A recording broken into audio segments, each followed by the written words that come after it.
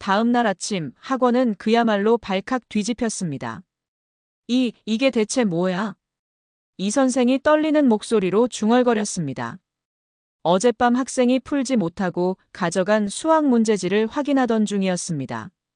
그런데 문제지 여백에 누군가 연필로 적어놓은 풀이 과정이 있었습니다. 완벽했습니다. 아니, 완벽함을 넘어서 예술작품 같았습니다.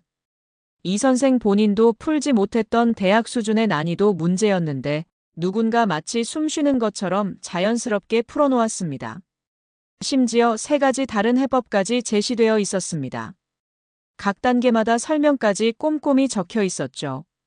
원장님, 이것 좀 보세요. 김 원장이 급히 달려왔습니다. 문제지를 본 순간 그의 얼굴도 창백해졌습니다. 누가 이걸 풀었다는 거야? 이건 우리 학원 어떤 선생님도 못 푸는 문제인데. 모르겠습니다.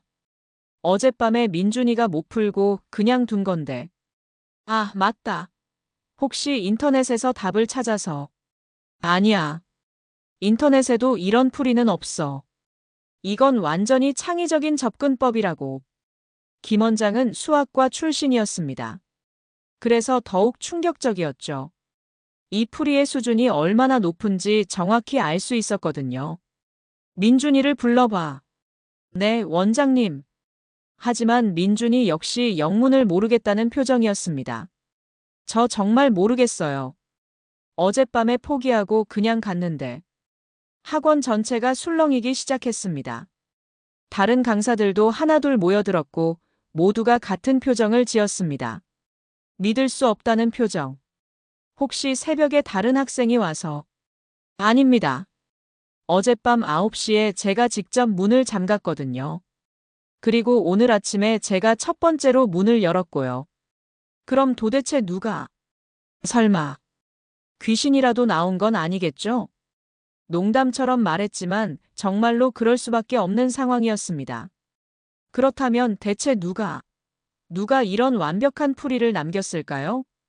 이 놀라운 반전의 전체 이야기가 궁금하시다면 잠시만 구독 버튼을 눌러주세요. 평범해 보이는 사람들의 숨겨진 이야기를 매일 전해드립니다. 알림 설정까지 해두시면 더욱 좋겠죠? 자, 그럼 이 미스터리의 시작으로 돌아가 보겠습니다. 사흘 전 밤 11시. 서울의 한 사설 학원에서 일어난 평범한 일상으로 말이죠. 휴. 박정수는 긴 한숨을 내쉬며 걸레를 빨았습니다. 오늘도 길고 긴 하루가 끝나가고 있었습니다. 50대 중반의 그는 이 학원에서 야간 청소를 담당한 지 벌써 3년째였습니다. 학생들이 모두 떠난 후에 학원은 고요했습니다. 하지만 박정수에게는 이제부터가 진짜 시작이었습니다. 4개 층, 20개가 넘는 교실을 혼자서 청소해야 했으니까요. 그는 항상 단정한 작업복을 입고 있었습니다. 비록 청소부이지만 자신의 일에 대한 자부심만큼은 잃지 않았거든요. 박정수는 1층 로비부터 청소를 시작했습니다. 벌써 3년째 똑같은 패턴이었죠. 학생들이 흘린 커피 자국, 과자 부스러기, 구겨진 시험지들. 하루 종일 쌓인 흔적들을 하나씩 지워나가는 것이 그의 일이었습니다. 아저씨, 휴지통 어디 있어요? 갑자기 뒤에서 들린 목소리에 박정수가 고개를 돌렸습니다. 고등학교 3학년쯤 되어 보이는 학생이 손에 쓰레기를 들고 서 있었습니다. 저기 복도 끝에 있어요. 박정수가 정중하게 대답했지만 학생은 대답도 없이 그냥 바닥에 쓰레기를 버리고 갔습니다. 박정수는 아무 말 없이 그 쓰레기를 주워 담았습니다. 이런 일은 일상이었거든요. 2층으로 올라가니 몇몇 학생들이 아직 남아서 자습을 하고 있었습니다. 박정수는 최대한 조용히 복도를 청소했습니다. 방해가 되고 싶지 않았거든요. 청소 아저씨다. 쟤 맨날 밤에 여기 있네. 응, 귀신처럼 조용해. 있는지도 몰랐어. 학생들이 박정수를 보며 수군거렸지만 목소리가 다 들렸습니다. 하지만 박정수는 아무렇지 않은 척 걸레질을 계속했습니다. 사실 처음에는 상처를 받았지만 이제는 익숙해졌거든요. 교실 한 곳에서는 수학 수업이 한창이었습니다. 이 선생이 칠판에 문제를 적으며 설명하고 있었죠. 자, 이 문제는 2차 함수의 최대값을 구하는 거예요. 누가 풀어볼까요? 박정수는 문을 조심스럽게 열고 쓰레기통을 비우려 했습니다. 그런데 이 선생이 짜증스럽게 쳐다봤습니다. 지금 수업 중인데요. 나중에 해도 되잖아요. 아, 죄송합니다. 박정수는 고개를 숙이며 물러났습니다. 학생들이 킥킥거리는 소리가 들렸죠. 부끄러웠지만 참았습니다. 3층으로 올라가니 더 조용했습니다. 대부분의 수업이 끝난 시간이었거든요. 박정수는 혼자만의 시간을 가질 수 있어서 조금 안도했습니다. 그런데 한 교실에서 훌쩍거리는 소리가 들렸습니다. 살짝 문틈으로 보니 중학교 3학년쯤 되어 보이는 여학생이 혼자 앉아서 울고 있었습니다. 책상 위에는 빨간 펜으로 가득 찬 시험지가 놓여 있었죠. 박정수는 잠깐 망설이다가 조용히 문을 노크했습니다. 괜찮니? 수연이가 고개를 들었습니다. 눈이 빨갛게 부어 있었죠. 아, 청소 아저씨. 뭐가 그렇게 속상한 거니? 박정수의 따뜻한 목소리에 수연이가 더 울먹였습니다.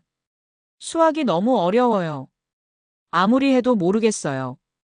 엄마는 성적이 안 오르면 학원을 그만두라고 하시고. 박정수는 가슴이 아팠습니다. 어린 학생이 이렇게 힘들어하는 모습을 보니 뭔가 해주고 싶었지만 자신은 그냥 청소부일 뿐이었습니다. 힘내. 분명 방법이 있을 거야. 박정수가 할 수 있는 것은 이 정도의 위로뿐이었습니다. 수연이는 고맙다는 인사를 하고 짐을 챙겨갔습니다. 4층에 올라가니 원장실에 불이 켜져 있었습니다. 김 원장이 늦은 시간까지 일하고 있었나 봅니다. 박정수는 원장실 앞을 지나가려다가 안에서 나오는 목소리를 들었습니다. 청소부 놈이 또 수업 시간에 방해했다고. 몇 번을 말해야 알아듣는 거야. 네, 원장님. 아무래도 좀 답답한 것 같아요. 이 선생의 목소리였습니다. 쓸데없이 학생들한테 말 걸고 그러던데 본분을 알았으면 좋겠어. 청소나 제대로 하지. 박정수는 가슴이 무거워졌습니다. 하지만 어쩔 수 없었죠. 여기가 자신의 일터이고 이것이 자신의 현실이었으니까요. 다시 2층으로 내려가니 마지막 수업이 끝나고 학생들이 하나둘 집으로 가고 있었습니다. 박정수는 벽 한쪽에서 조용히 기다렸습니다. 학생들이 모두 가야 본격적인 청소를 시작할 수 있거든요. 엄마, 나 지금 끝났어. 응, 택시 타고 갈게. 쌤, 내일 봐요. 수고했어, 민준아. 내일은 좀 더 집중해서 들어. 학생들의 목소리가 점점 멀어져 갔습니다. 박정수는 이제야 본격적으로 일을 시작할 수 있었습니다. 교실마다 들어가서 칠판을 지우고 바닥을 쓸고 걸레질을 했습니다. 학생들이 떨어뜨린 지우개를 줍고 잊고 간 연필을 모아두었습니다. 내일 주인을 찾아주기 위해서였죠. 후. 시계를 보니 벌써 자정이 넘어가고 있었습니다. 박정수는 마지막으로 화장실을 청소하고 모든 불을 끄고 문을 잠갔습니다. 집에 가는 길, 박정수는 하늘을 올려다봤습니다. 별이 참 많이 보이는 밤이었죠. 이런 고요한 순간이면 가끔 생각했습니다. 자신의 인생이 이렇게 흘러가는 것이 맞는 건지. 하지만 이내 고개를 저었습니다. 지금이라도 일이 있다는 것만으로도 감사해야 했거든요. 가족을 위해서라면 이 정도는 충분히 견딜 수 있었습니다. 다음 날 아침, 박정수는 평소보다 조금 일찍 학원에 도착했습니다. 어젯밤에 미처 못한 일이 있었거든요. 교실을 한 바퀴 돌면서 어제 모아둔 연필과 지우개들을 원래 자리에 돌려놓았습니다. 그렇게 또 하루가 시작되었습니다. 박정수에게는 평범하지만 묵묵히 해나가야 할 하루가. 며칠이 지났지만 박정수의 일상은 변함없었습니다. 아니, 어쩌면 더 외로워졌을지도 모르겠습니다. 그날 밤도 평소와 다르지 않았습니다. 오후 9시 마지막 학생이 나간 것을 확인하고 박정수는 청소도구를 꺼냈습니다. 물걸레, 빗자루, 쓰레기 봉투. 3년 동안 손에 익은 도구들이었죠. 그런데 오늘은 조금 다른 일이 있었습니다. 1층 로비에서 청소를 하는데 김 원장이 누군가와 통화를 하고 있었거든요. 네, 이사님. 인건비 절약 방안을 검토하고 있습니다. 청소업체 바꾸는 것도 생각해봤는데. 박정수의 손이 잠깐 멈췄습니다. 하지만 이내 다시 걸레질을 계속했습니다. 언제든 일어날 수 있는 일이라고 생각하고 있었거든요. 지금 쓰는 청소부는 나이도 많고 좀 답답해요. 젊은 사람으로 바꾸면 효율성도 올라갈 것 같고요. 박정수는 가슴이 철렁했지만 표정을 바꾸지 않았습니다. 대신 더 조용히, 더 꼼꼼히 청소했습니다. 혹시라도 트집을 잡힐까 봐서였죠. 2층으로 올라가니 늦은 시간까지 남아있는 학생들이 있었습니다. 고등학교 3학년 학생들이었죠. 대학 입시를 앞둔 학생들은 항상 늦게까지 공부했습니다. 아, 진짜 이 문제 뭐야? 머리 아파 죽겠네. 민준이가 머리를 감싸며 중얼거렸습니다. 수학 문제집이 펼쳐져 있었죠. 야, 그냥 포기해. 어차피 넌 수학 안 해도 돼. 그래도 최소한은 해야지. 박정수는 그들 옆을 조용히 지나가며 쓰레기통을 비웠습니다. 학생들은 그가 있는지도 모르는 듯 계속 대화를 나눴죠. 근데 청소 아저씨 진짜 귀신같이 조용하지 않아? 응. 맨날 뭔가 구석에 있어. 좀 음침해. 말도 별로 안 하고. 뭔가 이상한 사람 같아. 박정수는 아무렇지 않은 척했지만 속으로는 쓴웃음을 지었습니다. 자신이 이상한 사람으로 보이는 것은 어쩔 수 없었나 봅니다. 3층에 올라가니 더 조용했습니다. 하지만 한 교실에서는 아직도 불이 켜져 있었죠. 수연이가 혼자 앉아서 수학 문제와 씨름하고 있었습니다. 며칠 전 울고 있던 바로 그 학생이었습니다. 박정수는 문 앞에서 잠깐 멈춰 섰습니다. 수연이는 연필을 붙들고 있었지만 도저히 풀 수 없다는 표정이었죠. 박정수는 그냥 지나가려 했습니다. 하지만 수연이가 고개를 들고 그를 봤습니다. 아, 안녕하세요. 수연이가 작은 목소리로 인사했습니다. 박정수는 고개를 끄덕이며 대답했죠. 늦은 시간까지 공부하네. 네. 그런데 정말 모르겠어요. 아무리 해도. 수연이의 목소리에 좌절감이 가득했습니다. 박정수는 가슴이 아팠지만 뭘 해줄 수도 없었습니다. 자신은 그저 청소부일 뿐이었으니까요. 포기하지 마. 분명 방법이 있을 거야. 박정수가 할 수 있는 건 이런 격려뿐이었습니다. 수연이는 고마워하며 다시 문제집에 시선을 돌렸죠. 박정수는 그 교실의 청소를 마치고 4층으로 올라갔습니다. 원장실에는 여전히 불이 켜져 있었고 안에서 목소리가 들렸습니다. 그 청소부 말인데 학생들한테 자꾸 말을 거는 것 같아요. 이 선생의 목소리였습니다. 뭐? 또? 네. 수연이한테 뭔가 말하는 걸 봤거든요. 좀 이상하지 않나요? 청소부가 학생들한테 왜 자꾸... 김 원장이 한숨을 쉬었습니다. 아, 정말. 말을 해도 안 통하네. 내일 한번 단단히 얘기해야겠어. 박정수는 마음이 무거워졌습니다. 수연이를 격려한 것뿐인데 이것까지 문제가 될 줄은 몰랐거든요. 하지만 어쩔 수 없었습니다. 자신의 위치를 잊어서는 안 되었죠. 다시 아래층으로 내려가니 모든 학생들이 떠났습니다. 이제야 진짜 청소 시간이 시작된 것이죠. 박정수는 각 교실을 돌며 꼼꼼히 청소했습니다. 칠판에 분필 가루를 닦고 바닥에 떨어진 휴지를 줍고 책상을 정리했습니다. 한 교실에서는 학생이 떨어뜨린 연필을 발견했습니다. 내일 아침에 돌려주려고 따로 모아뒀죠. 또 다른 교실에서는 지우개를 찾았고 어떤 곳에서는 깜빡하고 간 공책을 발견했습니다. 이 아이들. 박정수는 쓴웃음을 지었습니다. 물건을 잘 잃어버리는 학생들이었지만 그래도 왠지 모르게 정이 들었거든요. 시간이 흘러 자정이 넘어갔습니다. 박정수는 마지막으로 화장실을 청소하고 모든 전등을 껐습니다. 그리고 학원 문을 잠그고 집으로 향했죠. 집에 가는 길, 박정수는 생각에 잠겼습니다. 오늘 들은 이야기들이 머릿속을 맴돌았거든요. 인건비 절약, 청소업체 교체, 학생들과의 대화 금지. 자신이 이곳에서 얼마나 더 일할 수 있을까요? 하지만 다른 선택지가 있는 것도 아니었습니다. 이 나이에 새로운 일을 찾기란 쉽지 않았거든요. 다음 날 아침, 박정수는 평소보다 더 일찍 학원에 도착했습니다. 어제 모아둔 학생들의 물건을 돌려놓기 위해서였죠. 연필, 지우개, 공책. 하나하나 제자리에 놓으며 박정수는 혼자 중얼거렸습니다. 공부 열심히 해라, 얘들아. 아무도 들을 수 없는 작은 목소리였지만 진심이 담겨 있었습니다. 그때 김 원장이 학원에 도착했습니다. 박정수를 보더니 찡그린 표를 지었죠. 박 씨, 잠깐 이야기 좀 할까요? 박정수의 가슴이 두근거렸습니다. 어젯밤에 들은 대화 때문이었죠. 네, 원장님. 학생들한테 말 걸지 말라고 했죠? 여기는 학원이에요. 사교 모임이 아니라고. 죄송합니다. 박정수는 고개를 숙였습니다. 앞으로 이런 일 없도록 해요. 청소만 하세요, 청소만. 네, 알겠습니다. 김 원장은 더 이상 말하지 않고 원장실로 들어갔습니다. 박정수는 한동안 그 자리에 서 있었죠.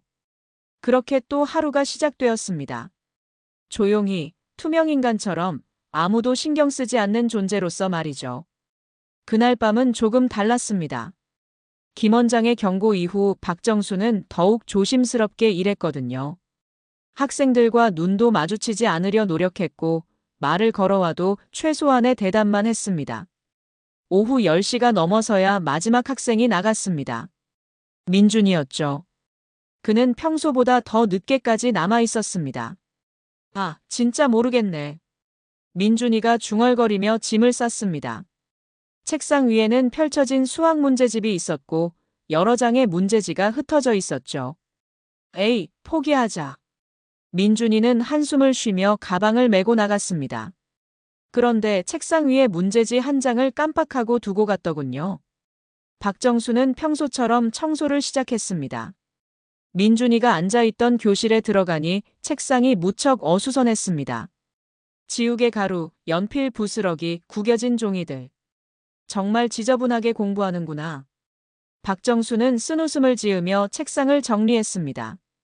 그때 눈에 들어온 것이 바로 그 문제지였습니다. 처음에는 그냥 치우려고 했습니다. 하지만 문제지 위에 빨간 펜으로 가득 적힌 틀린 표시들이 눈에 띄었죠. 그리고 민준이가 포기했다는 듯이 던져놓은 연필도 보였습니다. 박정수는 무심코 문제지를 들어봤습니다. 수학 문제였죠. 그런데 이상했습니다. 문제를 보는 순간 어딘가 익숙한 느낌이 들었거든요. 2차 함수의 최대값을 구하시오. 박정수의 눈이 문제를 훑어갔습니다. 민준이가 틀린 풀이 과정도 보였죠. 근데 보니까 접근 방법 자체가 잘못되어 있었습니다. 아니, 이렇게 하면 안 되지. 박정수가 무의식적으로 중얼거렸습니다. 그리고는 깜짝 놀라며 주위를 둘러봤죠. 혹시 누가 들었나 싶어서였습니다. 다행히 아무도 없었습니다. 박정수는 안도하며 다시 문제지를 봤습니다. 그런데 자꾸만 눈이 갔어요. 틀린 풀이를 보니 답답했거든요. 잠깐만. 박정수는 책상 위에 있던 연필을 집어들었습니다. 그리고 문제지 여백에 조심스럽게 뭔가를 적기 시작했죠. 첫 번째 단계를 적었습니다.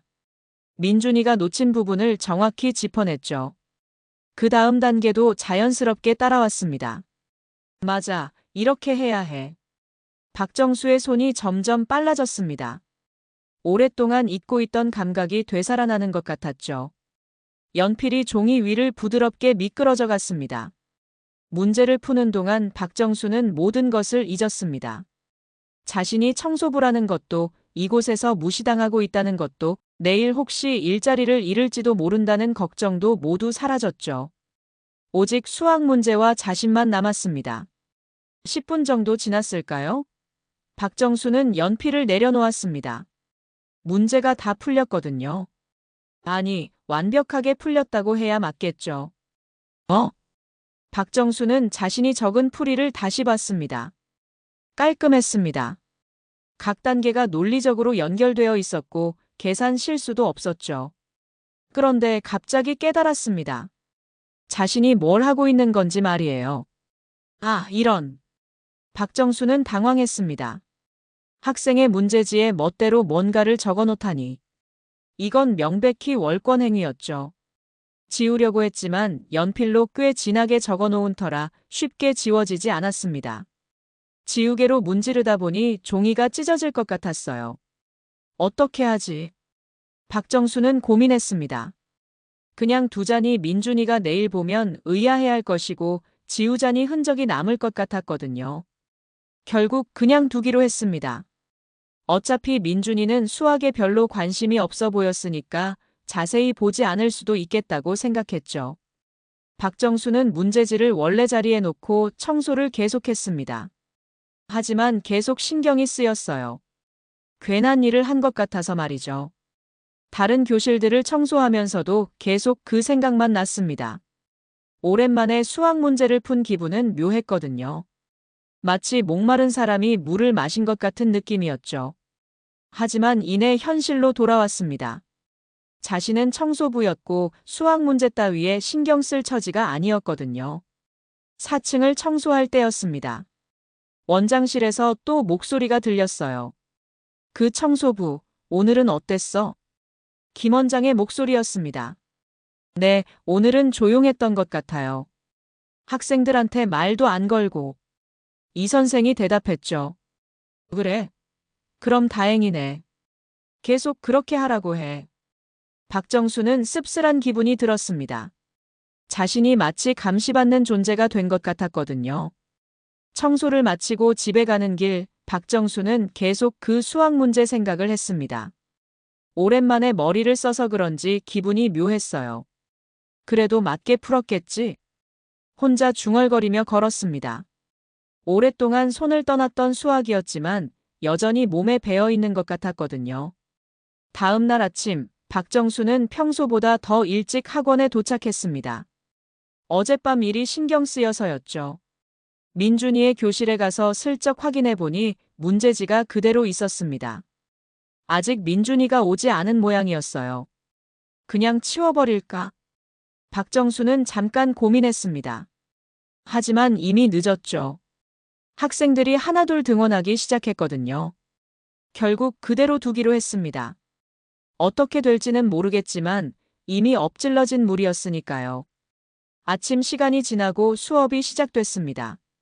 박정수는 평소처럼 구석에서 조용히 일했죠. 그런데 점심시간 즈음 뭔가 소란스러운 소리가 들렸습니다.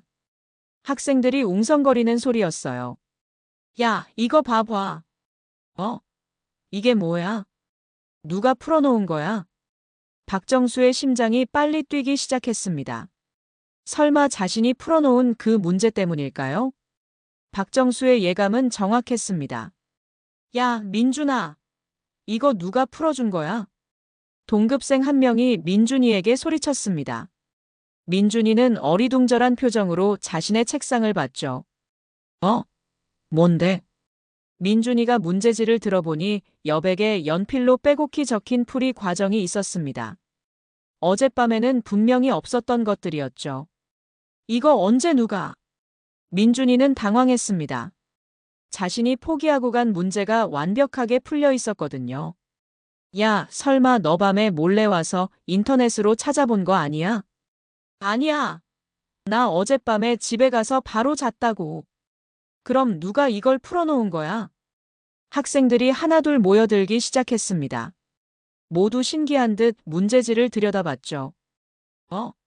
이거 진짜 어려운 문제잖아. 맞아.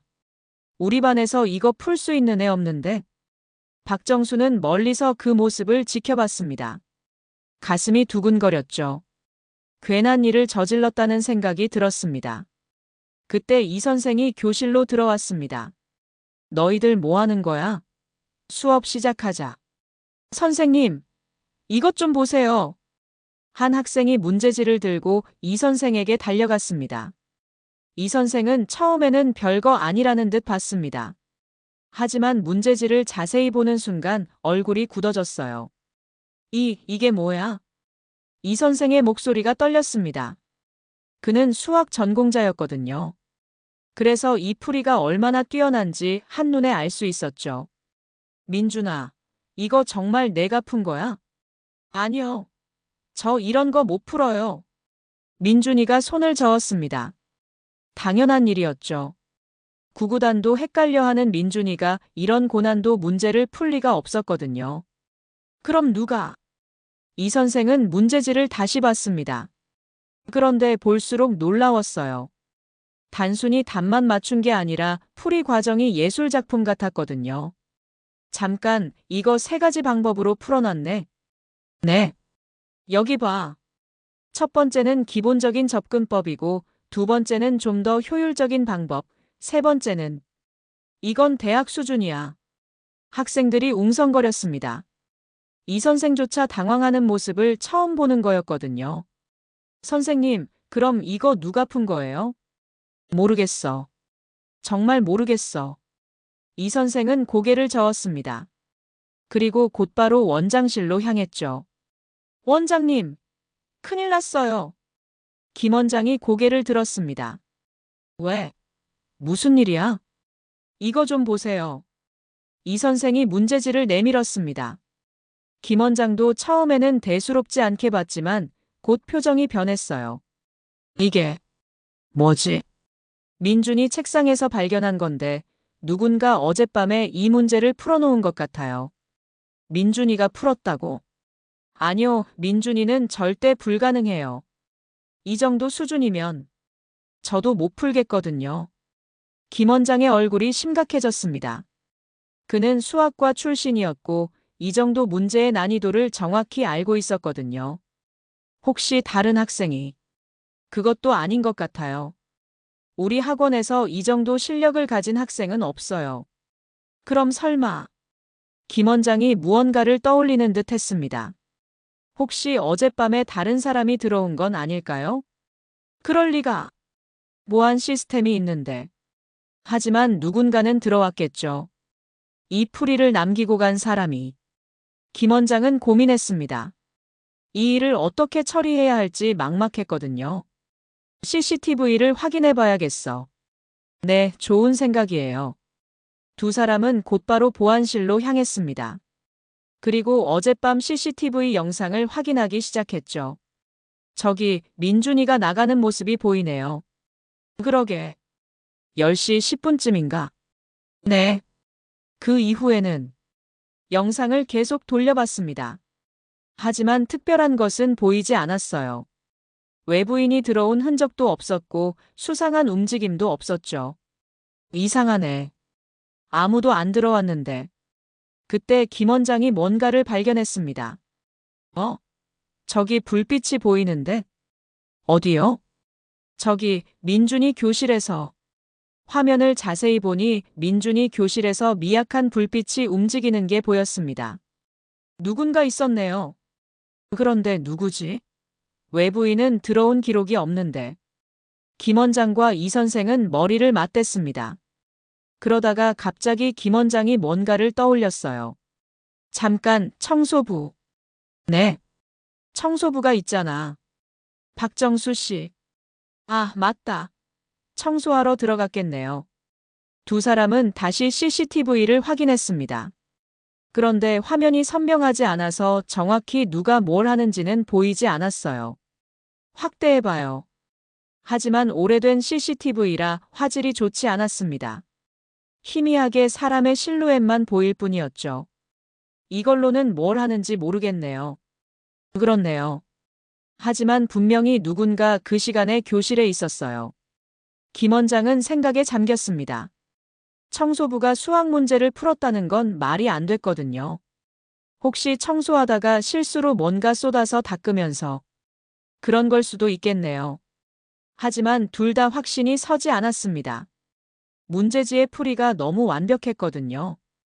일단 박정수 씨한테 물어봐야겠어요. 네, 그러시죠. 그날 저녁 박정수가 출근했을 때 김 원장이 기다리고 있었습니다. 박 씨, 잠깐 이야기 좀 할까요? 박정수의 심장이 철렁했습니다. 혹시 들킨 건 아닐까요? 네, 원장님. 어젯밤에 민준이 교실에서 뭔가 특별한 일이 있었나요? 특별한 일이요? 박정수는 최대한 자연스럽게 대답하려 했습니다. 그냥 평소처럼 청소했는데요. 책상 위에 문제지가 있었을 텐데 혹시 그거 건드렸나요? 박정수는 잠깐 망설였습니다.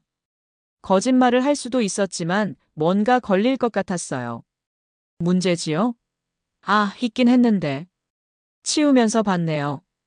그냥 봤다고요? 네. 정리하다가 눈에 들어왔어요. 김 원장은 박정수를 유심히 봤습니다. 하지만 평범한 청소부에게서 수학 천재의 기질을 찾기는 어려웠죠. 그럼 그 문제 이해할 수 있었나요? 박정수는 고개를 저었습니다. 아니요, 저는 수학을 잘 모르거든요. 그 말은 거짓이 아니었습니다. 지금의 박정수에게 수학은 정말 먼 이야기였으니까요. 김 원장은 박정수의 대답에 만족하지 못했습니다. 뭔가 석연치 않았거든요. 그런데 박 씨, 정말 그 문제를 이해 못했다고요? 네, 저는 수학이 어려워서. 박정수는 최대한 자연스럽게 대답했지만 김 원장의 의심스러운 눈빛은 가시지 않았습니다. 그날 밤 김 원장은 이 선생과 함께 다시 CCTV를 확인했습니다. 이번에는 더 자세히, 더 꼼꼼히 봤죠. 저기 봐요. 분명히 책상에 앉아 있어요. 그런데 뭘 하는 거죠? 확대해보면 화면을 최대한 확대해도 선명하지 않았지만 분명히 누군가 책상에 앉아서 뭔가를 하고 있는 모습이 보였습니다. 펜을 들고 있는 것 같은데? 맞아요. 분명히 뭔가 쓰고 있어요. 두 사람은 확신했습니다.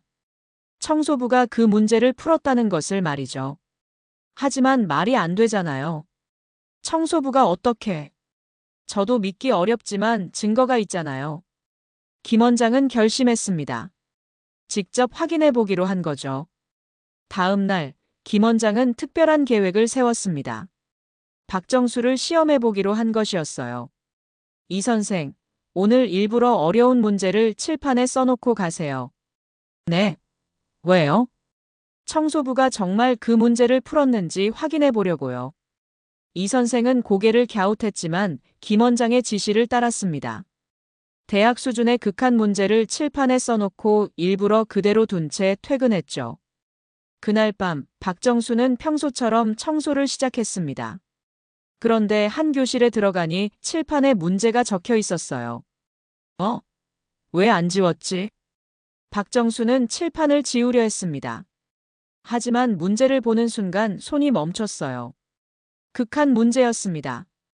그것도 상당히 어려운 수준의. 이런 문제를 학생들한테 내다니. 박정수는 혀를 찼습니다. 고등학생 수준을 완전히 넘어선 문제였거든요. 이건 대학교 2학년 과정인데. 말을 하다가 박정수는 깜짝 놀랐습니다. 자신이 뭔 말을 하고 있는 건지 깨달았거든요. 하지만 이미 늦었습니다. 문제를 본 순간 머릿속에서 풀이가 시작되고 있었어요. 아니야, 그냥 지우자. 박정수는 칠판 지우개를 들었습니다. 하지만 손이 가지 않았어요. 문제가 자꾸 눈에 들어왔거든요.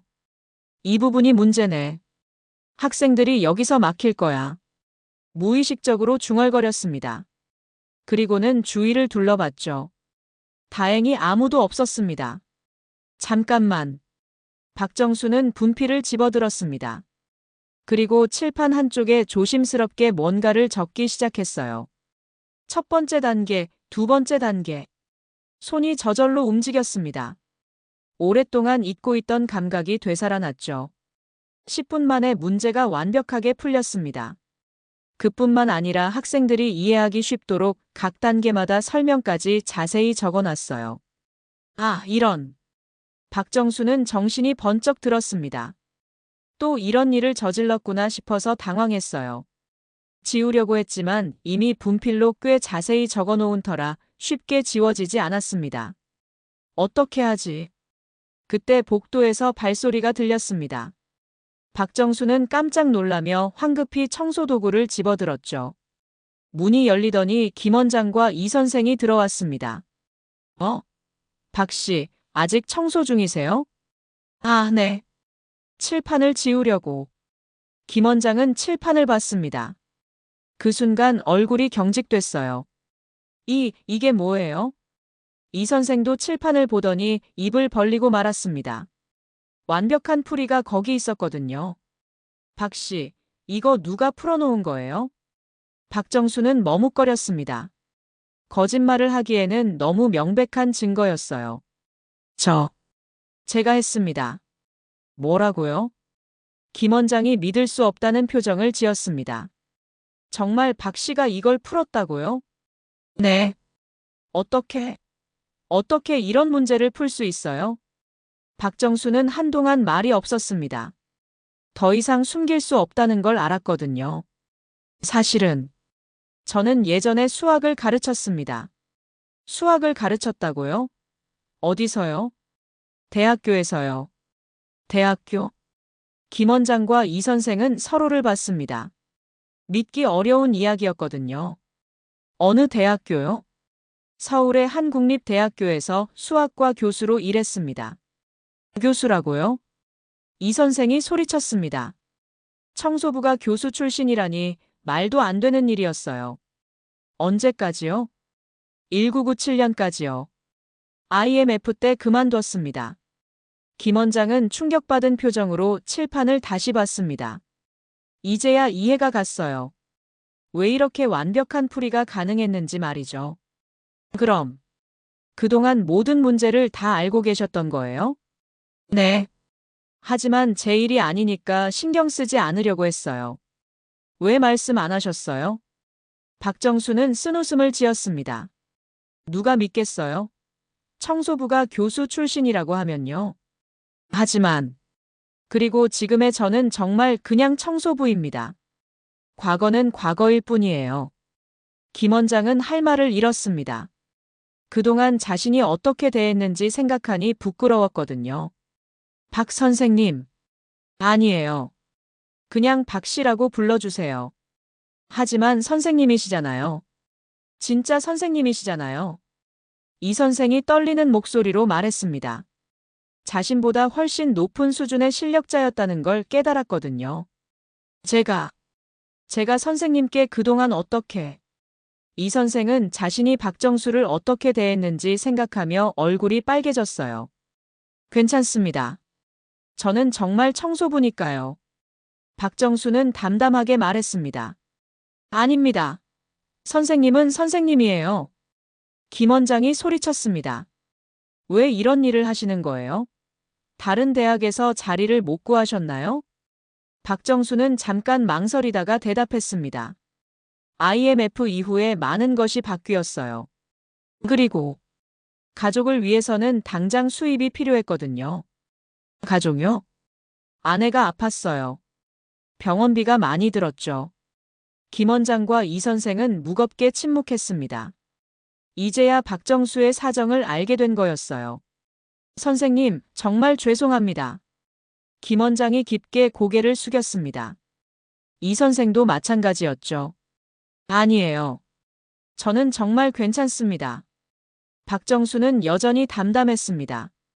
하지만 마음 한켠으로는 시원했어요. 그동안 숨겨왔던 정체가 드러난 것이 말이죠. 이제 어떻게 하시겠어요? 김 원장이 조심스럽게 물었습니다.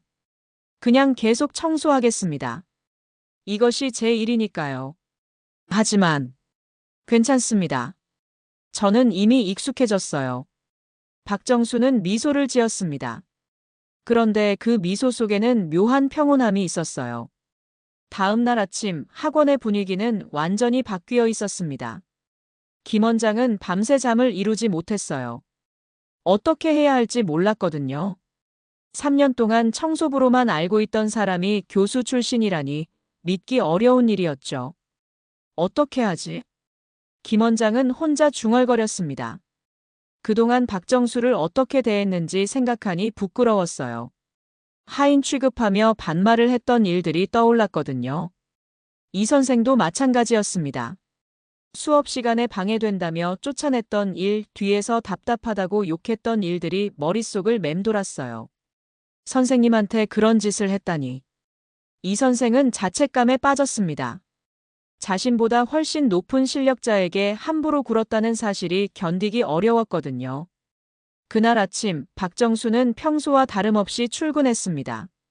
어젯밤 일이 있었지만 여전히 해야 할 일이 있었거든요. 안녕하세요. 박정수가 인사했지만 김 원장은 어떻게 대답해야 할지 몰랐어요. 아, 네. 박 선생님. 그냥 박 씨라고 해주세요. 하지만 저는 여기서 청소부입니다. 그것만으로 충분해요. 박정수는 담담하게 말하며 청소도구를 가지러 갔습니다. 김 원장은 그런 모습을 보며 더욱 미안해졌어요. 점심시간이 되자 학생들 사이에서도 소문이 퍼지기 시작했습니다. 야, 들었어? 청소 아저씨가 교수 출신이래. 설마, 그럴 리가. 진짜라니까. 이 선생님이 직접 말했어. 어떤 교수? 대학교 수학과 교수. 그것도 국립대래. 학생들은 믿기 어려워했습니다. 그동안 투명인간 취급했던 청소부가 교수 출신이라니 충격적이었거든요.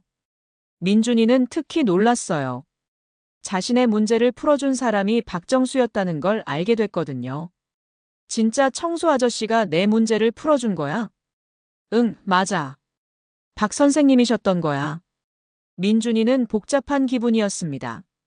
그동안 무시했던 사람에게 도움을 받았다니 부끄러웠거든요. 수연이는 다른 생각을 했습니다. 며칠 전 울고 있을 때 위로해준 그 따뜻한 목소리가 떠올랐어요. 그래서 그렇게 따뜻하셨구나. 수연이는 박정수를 찾아갔습니다. 그는 계단을 청소하고 있었어요. 선생님. 박정수가 고개를 들었습니다. 아, 수연이구나. 선생님이셨군요. 아니야. 그냥 박 아저씨야.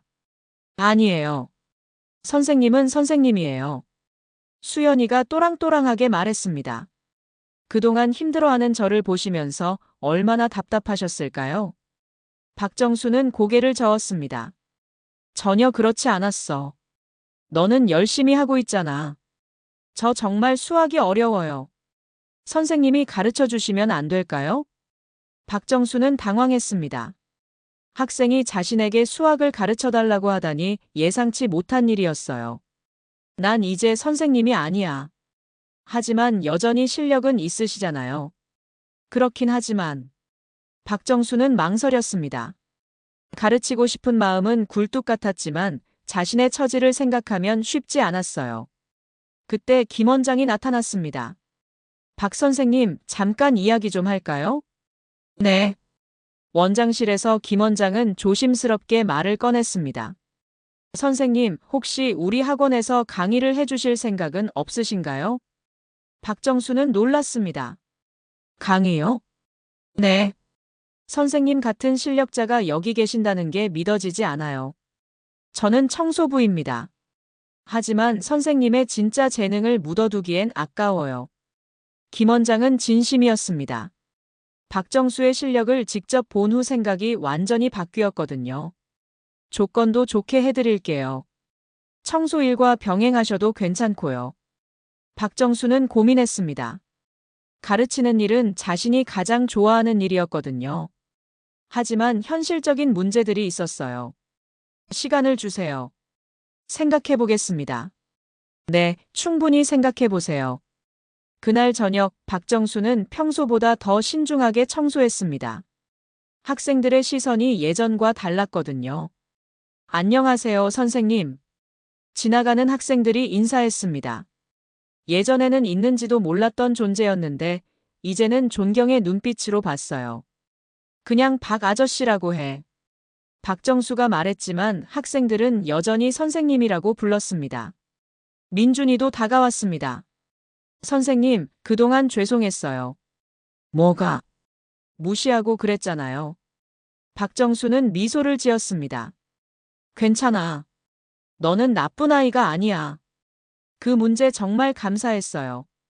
덕분에 이해할 수 있었어요. 그래? 다행이네. 혹시 다른 문제도 가르쳐 주실 수 있나요? 민준이도 수연이와 같은 부탁을 했습니다. 박정수는 당황스러웠어요. 이 선생도 찾아왔습니다. 선생님, 정말 죄송합니다. 뭘 잘못했다고 그래요? 그동안 무례하게 굴었잖아요. 이 선생은 진심으로 사과했습니다. 박정수보다 훨씬 어린 나이였지만 실력 차이를 인정하고 있었거든요. 그런 건 잊어버려요. 우리 모두 각자 할 일을 하고 있었을 뿐이에요. 박정수의 너그러운 모습에 이 선생은 더욱 미안해졌습니다. 혹시 제게 조언해 주실 수 있나요? 수학 지도에 대해서요. 조언이요? 네. 학생들이 이해하기 어려워하는 부분들이 있어서요. 박정수는 잠깐 생각했습니다. 가르치는 일에 대한 열정이 다시 살아나는 느낌이었어요. 시간이 되시면 한번 봐드릴게요. 정말요? 감사합니다. 그날 밤 집에 돌아가는 길, 박정수는 많은 생각을 했습니다. 갑자기 바뀐 주변의 시선, 학생들의 부탁, 김 원장의 제안.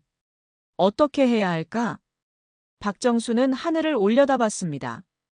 별이 유난히 밝게 빛나는 밤이었어요. 오랫동안 잠들어 있던 꿈이 다시 고개를 들고 있었습니다. 하지만 현실은 여전히 복잡했죠. 과연 자신이 다시 선생님이 될 수 있을까요? 아니면 이대로 평범한 청소부로 살아가는 게 맞을까요? 박정수는 아직 답을 찾지 못했습니다. 하지만 한 가지는 확실했어요. 더 이상 혼자가 아니라는 건 말이죠. 며칠 후, 박정수는 김 원장에게 답을 해야 했습니다. 강의 제안에 대해서 말이죠. 그런데 그 전에 뜻밖의 일이 벌어졌습니다. 선생님, 안녕하세요. 한 중년 여성이 박정수를 찾아왔습니다. 수연이의 어머니였어요. 어머님, 안녕하세요. 박정수는 정중하게 인사했습니다. 선생님이 교수 출신이시라면서요? 예전 일입니다. 수연이가 그러는데 선생님께서 많이 도와주셨다고요. 수연이 어머니는 고마운 표정을 지었습니다. 아닙니다. 제가 한 게 없어요. 아니에요. 수연이가 요즘 수학에 자신감이 생겼어요. 선생님 덕분이라고 하더라고요. 박정수는 놀랐습니다. 자신이 별다른 도움을 준 기억이 없었거든요. 그날 밤 울고 있을 때 위로해 주신 것만으로도 충분했대요. 처음으로 자신을 이해해주는 어른을 만났다고 하더라고요. 박정수의 마음이 따뜻해졌습니다. 혹시 수연이에게 수학을 가르쳐 주실 수 있나요? 돈은 충분히 드릴게요. 아니에요. 돈은 받을 수 없어요. 하지만 제가 정말 기쁘게 도와드릴게요. 박정수는 진심으로 말했습니다. 학생을 가르치는 일만큼 즐거운 것이 없었거든요. 그날 저녁 박정수는 수연이에게 수학을 가르쳐 주기로 했습니다. 청소가 끝난 후 조용한 교실에서 말이죠. 수연아, 여기 부분이 이해 안 되지? 네, 선생님. 박정수는 차근차근 설명해 주었습니다. 오랫동안 잊고 있던 즐거움이었어요. 아, 이제 알겠어요. 수연이가 환하게 웃었습니다. 박정수도 덩달아 기뻤죠. 선생님, 질문이 있어요. 뭐든 물어봐. 왜 청소부 일을 하세요? 교수로 다시 일하시면 되잖아요. 박정수는 잠깐 망설였습니다. 그리고 조용히 대답했어요. 복잡한 이유가 있어. 어떤 이유요? 박정수는 창밖을 봤습니다. 별이 보이는 밤이었어요. IMF 때 대학에서 나와야 했어. 그때 아내가 많이 아팠거든. 많이 아프셨다고요? 응. 오래 치료받아야 하는 병이었어. 박정수의 목소리가 조금 떨렸습니다. 그래서 당장 돈이 필요했어.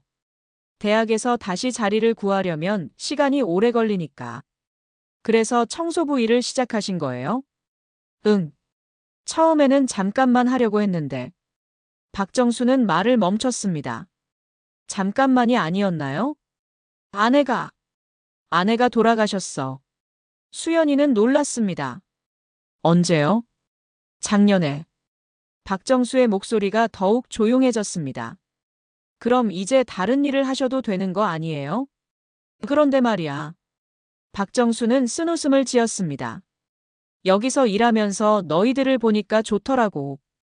비록 무시당했지만 그래도 학생들 곁에 있을 수 있어서. 수연이는 가슴이 뭉클했습니다. 선생님, 그리고 또 다른 이유가 있어. 다른 이유요? 박정수는 잠깐 망설이다가 털어놨습니다. 사실 나에게는 딸이 있었어. 딸이요? 응. 너와 비슷한 나이였지. 어디 계세요? 박정수의 눈이 촉촉해졌습니다. 하늘나라에 있어. 아내보다 먼저 갔거든. 수연이는 할 말을 잃었습니다. 교통사고였어. 중학교 3학년 때. 아, 그 아이도 수학을 어려워했거든. 나한테 많이 물어봤어. 박정수는 수연이를 봤습니다. 너를 보면 그 아이가 생각나. 그래서 저를 도와주시는 거예요? 그런 것도 있고. 그냥 학생들이 힘들어하는 모습을 보면 가만히 있을 수가 없어. 수연이는 눈물이 났습니다. 선생님, 많이 힘드셨겠어요. 아니야. 오히려 고마워. 너희들 덕분에 견딜 수 있었거든. 그때 누군가 교실 문을 열었습니다. 김 원장이었어요. 아, 여기 계셨군요. 원장님. 김 원장은 박정수와 수연이의 모습을 봤습니다. 따뜻한 분위기였어요. 박 선생님, 혹시 제안에 대해 생각해 보셨나요? 박정수는 고개를 끄덕였습니다. 네. 결정했어요. 어떻게 하시겠어요? 강의는 하고 싶어요. 하지만 조건이 있어요. 조건이요? 청소일도 계속하고 싶어요. 김 원장은 놀랐습니다. 왜요? 강의만 하셔도 충분한데. 이 일도 제게는 의미가 있거든요. 박정수는 진심이었습니다. 학생들이 공부하는 공간을 깨끗하게 만드는 것도 교육의 일부라고 생각해요. 김 원장은 감동했습니다. 선생님께서 그렇게 생각하신다면. 그리고 하나 더요. 또 다른 조건이 있으신가요? 수연이나 민준이 같은 아이들을 무료로 가르치고 싶어요. 김 원장은 당황했습니다. 무료로요? 네. 형편이 어려운 학생들 말이에요. 하지만 그러면 학원 운영이. 제가 강의료를 받지 않을게요. 그럴 순 없어요. 저는 돈이 목적이 아니에요. 박정수의 말에 김 원장은 할 말을 잃었습니다. 선생님, 그러시면 선생님만 손해잖아요. 손해가 아니에요. 제가 정말 하고 싶은 일이거든요. 수연이는 감동받았습니다. 이런 선생님이 있다니 믿기 어려웠어요. 선생님, 정말 감사해요. 고마워할 건 없어. 내가 더 고마워. 박정수는 미소를 지었습니다. 너희들이 있어서 내가 다시 선생님이 될 수 있거든. 김 원장도 감동받았습니다. 알겠습니다. 선생님 뜻대로 하시죠. 정말요? 네. 대신 청소일은 다른 사람을 구하겠어요. 아니에요. 그것도 제가 할게요. 하지만 괜찮아요. 저는 이 모든 게 다 제 일이라고 생각해요. 박정수의 말에 김 원장은 더 이상 반대할 수 없었습니다. 그날 밤 박정수는 혼자 학원을 둘러봤습니다. 이제 이곳은 그에게 단순한 일터가 아니었어요. 꿈을 되찾은 곳이었고 새로운 시작의 장소였죠. 하늘의 아내와 딸이 자신을 보고 있을 것 같았습니다. 그리고 분명 미소 짓고 있을 거예요. 한 달이 지났습니다. 박정수는 새로운 일상에 적응해 가고 있었어요. 낮에는 수학 강의를, 밤에는 청소를 했습니다. 힘들었지만 행복했죠. 그런데 그날 뜻밖의 방문자가 찾아왔습니다. 박정수 선생님 계신가요? 낯익은 목소리였습니다. 박정수가 고개를 돌리니 정장을 입은 중년 남성이 서 있었어요.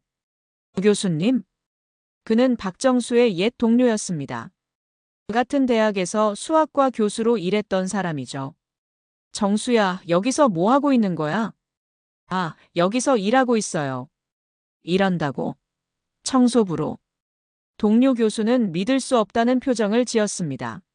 네. 미쳤나? 너 같은 실력자가 왜 이런 일을? 주변 학생들이 쳐다봤습니다. 박정수는 당황스러웠어요. 복잡한 사정이 있어서요. 복잡한 사정이라니. 대학에서 널 찾고 있어. 돌아와. 찾고 있다고요? 박정수는 놀랐습니다. 응. 내가 발표했던 논문들이 최근에 다시 주목받고 있어. 국제적으로도 인정받고 있고. 그런 일이. 그래서 학과에서 널 다시 모시고 싶어 해. 조건도 좋게 해줄 수 있고. 박정수는 혼란스러웠습니다. 꿈꿔왔던 기회였거든요. 어떻게 생각해? 시간을 주세요. 생각해 볼게요. 동료 교수가 돌아간 후 학원 전체가 술렁였습니다. 학생들도 선생들도 모두 박정수의 선택에 관심을 보였어요. 선생님, 대학으로 돌아가시는 건가요? 수연이가 불안한 목소리로 물었습니다. 아직 모르겠어. 저희 버리고 가시는 거예요? 민준이도 걱정스러워했습니다. 그런 게 아니야. 하지만 박정수도 확신이 서지 않았어요. 그날 밤 박정수는 오랜만에 집에서 고민했습니다. 대학 교수로 돌아간다는 것은 사회적 지위도 경제적 안정도 의미했거든요. 어떻게 해야 할까? 박정수는 아내와 딸의 사진을 봤습니다. 그들이라면 뭐라고 했을까요? 다음 날 뜻밖의 일이 벌어졌습니다. 학원에 도착하니 현관에 학생들이 모여 있었어요. 손에는 편지를 들고 있었죠. 선생님, 수연이가 달려왔습니다. 이게 뭐니? 저희가 쓴 편지예요. 박정수는 편지를 받아봤습니다. 삐뚤빼뚤한 글씨로 가득했어요. 선생님께. 저는 선생님 덕분에 수학이 재미있어졌어요. 처음으로 수학 문제를 풀었을 때의 기쁨을 알게 해주셔서 고마워요. 수연이의 편지였습니다. 선생님, 저는 처음에 선생님을 무시했어요. 정말 죄송해요. 하지만 선생님은 저를 포기하지 않으셨어요. 이제 저도 수학을 좋아해요. 민준이의 편지였죠. 다른 학생들의 편지도 비슷했습니다. 모두 고마움과 미안함, 그리고 떠나지 말아달라는 부탁이 담겨 있었어요. 박정수의 눈이 촉촉해졌습니다. 우리 선생님 뺏겨드릴 수 없어요. 한 학생이 외쳤습니다. 맞아요. 우리 선생님이에요. 다른 학생들도 따라했습니다. 그때 김 원장이 나타났습니다. 박 선생님, 학생들 때문에 곤란하시죠? 아니에요. 저도 솔직히 말씀드릴게요. 선생님이 대학으로 돌아가시는 게 맞다고 생각해요.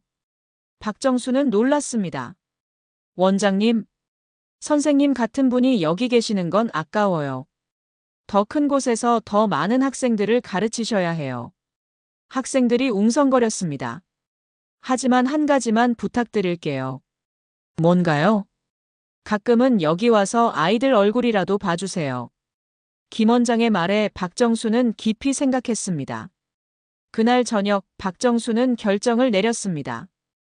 교수님, 연락 주셔서 감사해요. 박정수가 옛 동료에게 전화했습니다.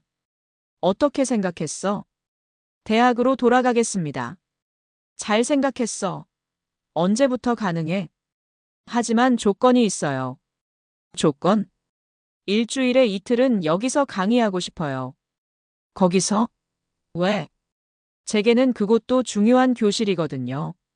박정수는 진심이었습니다.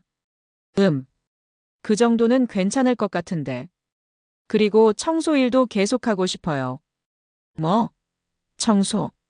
네. 그것도 제 일이니까요. 동료 교수는 이해할 수 없었지만 박정수의 의지가 확고했어요. 며칠 후 박정수는 학생들에게 자신의 결정을 알렸습니다. 대학으로 돌아가요. 하지만 여러분을 버리는 게 아니에요. 학생들이 실망했습니다. 일주일에 이틀은 여기 와서 여러분을 가르칠 거예요. 정말요? 그리고 청소도 계속할 거예요. 청소도요? 네. 여러분이 공부하는 공간을 깨끗하게 만드는 것도 제 일이거든요. 학생들은 이해할 수 없었지만 기뻤어요. 선생님은 정말 특별해요.